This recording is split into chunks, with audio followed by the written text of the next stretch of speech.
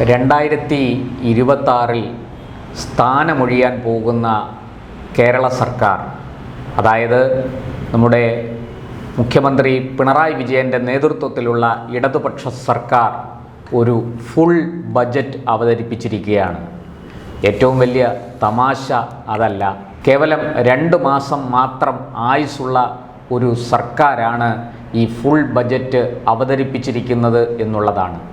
ആ ബജറ്റ് പാസ്സാക്കാനുള്ള ഒരു സാഹചര്യം പോലും സമയം പോലും ഈ സർക്കാരിനില്ല എന്നുള്ളിടത്താണ് ഇതിൻ്റെ ഏറ്റവും വലിയ തട്ടിപ്പ് അനാവരണം ചെയ്യപ്പെടുന്നത്.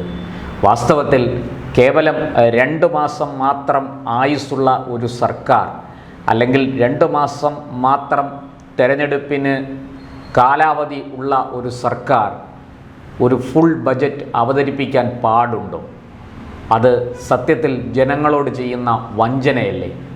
കുറേ വാഗ്ദാനങ്ങൾ നൽകുക, അത് പാലിക്കാനുള്ള സമയം തങ്ങൾക്കില്ല എന്നറിഞ്ഞുകൊണ്ട് തന്നെ കുറേ പൊള്ളയായ വാഗ്ദാനങ്ങൾ ജനങ്ങൾക്ക് നൽകുക.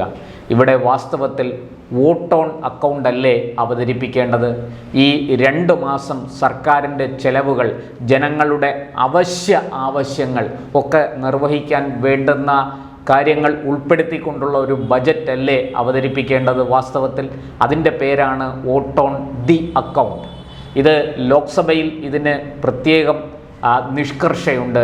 സ്ഥാനമൊഴിയാൻ പോകുന്ന സർക്കാർ, അടുത്ത സർക്കാർ ആരുടേത് തന്നെ ആകട്ടെ, ഒരുപക്ഷെ ഈ സർക്കാർ തുടർന്നേക്കാം. കാരണം ആ സർക്കാർ തുടരുമോ ഇല്ലയോ എന്നൊന്നും നമുക്കറിയില്ല. ഒരു പക്ഷേ ആ സർക്കാർ തുടർന്നേക്കാം. അങ്ങനെ തുടരുമ്പോൾ പോലും തിരഞ്ഞെടുപ്പ് കഴിഞ്ഞ് അധികാരത്തിൽ കയറുമ്പോൾ ആ സർക്കാർ പുതിയൊരു ബജറ്റ് അവതരിപ്പിക്കും. അതിപ്പോൾ ഈ അവതരിപ്പിച്ച ബജറ്റ് വരുന്ന 2 മാസം കഴിഞ്ഞ് തിരഞ്ഞെടുപ്പിന് ശേഷം പിണറായി സർക്കാർ തന്നെ അധികാരത്തിൽ തിരിച്ചു വരുന്നു എന്നിരിക്കട്ടെ, ഈ ബജറ്റ് ആയിരിക്കില്ല അവർ പിന്തുടരുക. പുതിയൊരു ബജറ്റ് അവർ അവതരിപ്പിക്കും തീർച്ചയായിട്ടും. പിന്നെ എന്തിനാണ് ഈ 2 മാസം, കേവലം 2 മാസം നീണ്ടു നിൽക്കുന്ന ഈ കാലയളവിലേക്ക് ഒരു ഫുൾ ബജറ്റ് അവതരിപ്പിച്ച് അത് വേണ്ടത്ര ചർച്ച ചെയ്ത് പാസ്സാക്കാൻ പോലും ഉള്ള സമയം ലഭിക്കാത്ത ഒരു കാലയളവിലേക്ക് ഈ ഫുൾ ബജറ്റ് എന്തിനാണ് പിണറായി സർക്കാർ അവതരിപ്പിച്ചത് എന്ന ചോദ്യമാണ് ഇവിടെ ഉയരുന്നത്. തീർച്ചയായിട്ടും ജനങ്ങളുടെ കണ്ണിൽ പൊടിയിടാൻ കുറേ പൊള്ളയായ വാഗ്ദാനങ്ങൾ മാത്രം നിരത്തിക്കൊണ്ട് ജനങ്ങളെ പറ്റിക്കാൻ, വഞ്ചിക്കാൻ ഒക്കെ വേണ്ടിയിട്ടുള്ള ഒരു ബജറ്റാണ്, അല്ലെങ്കിൽ ഒരു അവതരണമാണിത് എന്ന് പറഞ്ഞാൽ അവരെ നമുക്ക് കുറ്റം പറയാൻ കഴിയില്ല. വോട്ട് ഓൺ അക്കൗണ്ട് മാത്രം പാസ്സാക്കി ഈ 2 മാസത്തിനുള്ളിൽ തിരഞ്ഞെടുപ്പിലേക്ക് പോവുകയാണ് സർക്കാർ. 1 മാസം കൂടെ കഴിഞ്ഞാൽ ഒരു പക്ഷേ നോട്ടിഫിക്കേഷൻ വന്നേക്കും. മാർച്ച് പകുതിയോടുകൂടി തിരഞ്ഞെടുപ്പ് നോട്ടിഫിക്കേഷൻ, അല്ലെങ്കിൽ മാർച്ച് ആദ്യം തന്നെ തിരഞ്ഞെടുപ്പ് നോട്ടിഫിക്കേഷൻ വരാനുള്ള സാധ്യത നമുക്ക് തള്ളിക്കളയാൻ കഴിയില്ല. തിരഞ്ഞെടുപ്പ് കമ്മീഷൻ അതിൻ്റെ മുന്നൊരുക്കങ്ങളിലാണ്. നമുക്കറിയാം, ആസാം, ബംഗാൾ, തമിഴ്നാട്, കേരളം, പോണ്ടിച്ചേരി, ഇങ്ങനെ ഈ സംസ്ഥാനങ്ങളിലെല്ലാം നിയമസഭാ തെരഞ്ഞെടുപ്പ് നടക്കാൻ പോവുകയാണ്. അവിടെ ഈ കൃത്യമായിട്ടും എനിക്ക് തോന്നുന്നു മെയ് പകുതിയോടുകൂടി തെരഞ്ഞെടുപ്പ് പ്രവർത്തനങ്ങളെല്ലാം പൂർത്തീകരിച്ച് മെയ് അവസാന വാരത്തിന് മുമ്പ് പുതിയ സർക്കാരുകൾ ഈ സംസ്ഥാനങ്ങളിൽ അധികാരമേൽക്കണം. അതിനുള്ള നടപടിക്രമങ്ങളാണ് തെരഞ്ഞെടുപ്പ് കമ്മീഷൻ ആരംഭിച്ചിരിക്കുന്നത്.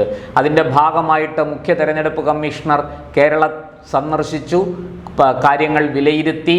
ഇവിടുത്തെ സംസ്ഥാന തെരഞ്ഞെടുപ്പ് കമ്മീഷണറോട് വിഷയങ്ങളെല്ലാം ചർച്ച ചെയ്തു. ഇവിടെ നിന്നുള്ള ഫീഡ്ബാക്ക് എല്ലാം കളക്ട് ചെയ്തു. അതെല്ലാം ശേഖരിച്ച് അവർ മടങ്ങി. ബാക്കി കാര്യങ്ങളൊക്കെ നടന്നുകൊണ്ടേയിരിക്കുന്നു.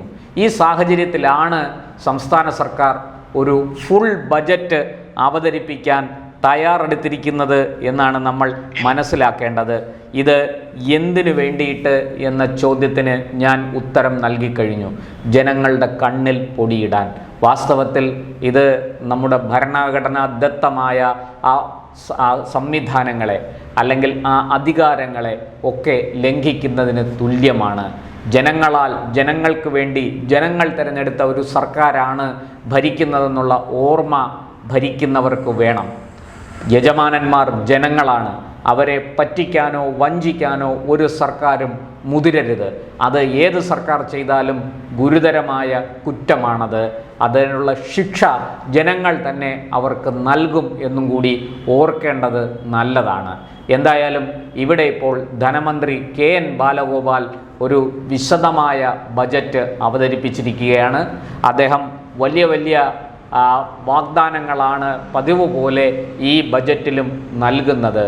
ഇപ്പോൾ തിരുവനന്തപുരം മുതൽ കാസർഗോഡ് വരെ നീളുന്ന ഒരു അതിവേഗ പുതിയ റെയിൽപാത, നേരത്തെ ഉണ്ടായിരുന്ന കേരയിൽ പൊളിഞ്ഞു, അത് ഒരു വിധത്തിലും നടക്കില്ല എന്ന് മനസ്സിലായി. കേരയിൽ വരും കേട്ടോ എന്ന മുഖ്യമന്ത്രി പിണറായി വിജയൻ്റെ വെല്ലുവിളി വെറും വെള്ളത്തിൽ വരച്ച വര പോലെ ആയിപ്പോയി. അതിന് യാതൊരു അസ്തിത്വവും ഇല്ലാതായി എന്നുള്ളതാണ് സത്യം. ഈ കുഴിച്ചിട്ട മഞ്ഞ കുറ്റികളൊക്കെ ജനം പിഴുതെറിഞ്ഞു എന്നേ അത് അറബിക്കടലിൽ പതിച്ചു. എന്നാലും ഈ അടുത്ത കാലം വരെ, എനിക്ക് തോന്നുന്നു ഇന്നലെ വരെ സഖാക്കൾ, അന്തംഗമ്മികളായ സഖാക്കൾ കേരയിൽ വരും കേട്ടോ എന്ന പിണറായി വിജയൻ്റെ വാക്കും വിശ്വസിച്ചിരിക്കുകയായിരുന്നു. ഇന്നിപ്പോൾ ബജറ്റിൽ അത് പൊളിഞ്ഞുപോയി.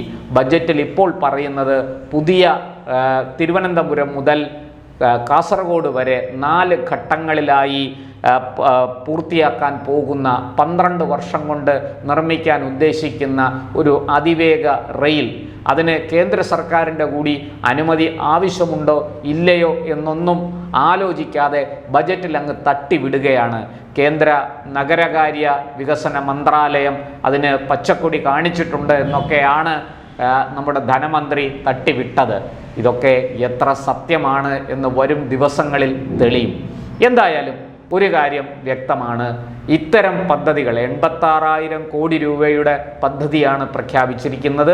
അതിൻ്റെ പ്രാരംഭ പ്രവർത്തനങ്ങൾക്കായി 100 കോടി ബജറ്റിൽ മാറ്റിവെക്കുകയും ചെയ്തിരിക്കുന്നു. ഇതൊക്കെ എങ്ങനെ സാധിക്കുന്നു എന്നുള്ളതാണ് എൻ്റെ സംശയം. ഒരു തരത്തിലും നമുക്ക് നിയമവിധേയമല്ലാത്ത, ഞാൻ നേരത്തെ പറഞ്ഞതുപോലെ അടുത്ത 2 മാസം കഴിയുമ്പോൾ സർക്കാർ മാറി പുതിയ സർക്കാർ വരും. അത് ആരുടെ സർക്കാരുമാകട്ടെ, LDFൻ്റെതാകട്ടെ, UDFൻ്റെതാകട്ടെ, ഇനിയിപ്പോൾ BJP വന്നോട്ടെ, ആര് വേണമെങ്കിലും വന്നോട്ടെ. പക്ഷേ ആ പുതിയ സർക്കാരിൽ നിക്ഷിപ്തമായതാണ് ആ സർക്കാർ അധികാരമേൽക്കുന്ന ദിവസം തൊട്ടുള്ള ഭരണം. ആ സർക്കാരിനാണ് അടുത്ത ബജറ്റ് അവതരിപ്പിക്കാനുള്ള ഒരു അനുവാദം അല്ലെങ്കിൽ അനുമതി ജനം നൽകുന്നത് ആ സർക്കാരിനാണ്. അതിന് പകരം ആ സർക്കാരിൻ്റെ ഈ അതിനുള്ള അധികാരത്തെ പോലും ചോദ്യം ചെയ്തുകൊണ്ട് കേവലം 2 മാസം മാത്രം ആയുസ്സുള്ള ഒരു സർക്കാർ ഫുൾ ബജറ്റ് അവതരിപ്പിച്ചിരിക്കുന്നു. എന്നിട്ട് അതിൽ 86,000 കോടി രൂപയുടെ ഒരു പുതിയ റെയിൽ പദ്ധതിക്ക് പച്ചക്കൊടി കാണിച്ചിരിക്കുന്നു. അതിലേക്ക് പ്രാരംഭ പ്രവർത്തനങ്ങൾക്കായി 100 കോടി രൂപ മാറ്റിവെച്ചിരിക്കുന്നു. ഇതൊക്കെ ഈ കേരള നാട്ടിലല്ലാതെ വേറൊരിടത്തും നടക്കില്ല.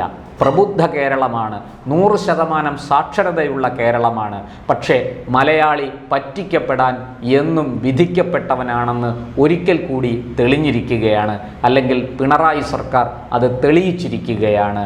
മറ്റൊന്നുമല്ല, ഇങ്ങനെ നിരന്തരം പറ്റിക്കപ്പെടാനും വഞ്ചിക്കപ്പെടാനും വിധിക്കപ്പെട്ട മലയാളി ഈ രാഷ്ട്രീയ തിമിരം ബാധിച്ച്, രാഷ്ട്രീയ അന്ധത ബാധിച്ച് ഇങ്ങനെയുള്ള ജൽപ്പനങ്ങൾക്കും ഇങ്ങനെയുള്ള ഗിമ്മിക്കുകൾക്കും അടിയിൽപ്പെട്ട്, അല്ലെങ്കിൽ അതൊക്കെ സ്വപ്നം കണ്ട് കേരളയിൽ ഇപ്പം വരും, അല്ലെങ്കിൽ അതിവേഗ റെയിൽപാത ഇപ്പം വരും, പിണറായി വിജയനും കൂട്ടരും ഇവിടെ തേനും പാലും ഒഴുക്കും എന്നൊക്കെ സ്വപ്നം കണ്ട് ഇങ്ങനെ ജീവിക്കാനാണ് മലയാളിയുടെ വിധി. ഈ കേരളത്തിലെ 3.5 കോടി വരുന്ന മനുഷ്യർ വാസ്തവത്തിൽ യഥാർത്ഥ വികസനം എന്താണെന്നും യഥാർത്ഥ മനുഷ്യ ജീവിതത്തിൻ്റെ നന്മയും സുഖവും ആനന്ദവും എന്താണെന്നും ഒക്കെ അറിയുന്നതേ ഇല്ല എന്ന് പറയേണ്ടിയിരിക്കുന്നു. ഒരിക്കൽ കൂടി മലയാളി ബജറ്റിൻ്റെ രൂപത്തിൽ വോട്ട് ഓൺ അക്കൗണ്ടിന് പകരം ഫുൾ ബജറ്റ് അവതരിപ്പിച്ച് പിണറായി സർക്കാർ ഒരിക്കൽ കൂടി മലയാളികളെ പറ്റിച്ചിരിക്കുന്നു എന്നാണ് പറയേണ്ടത്.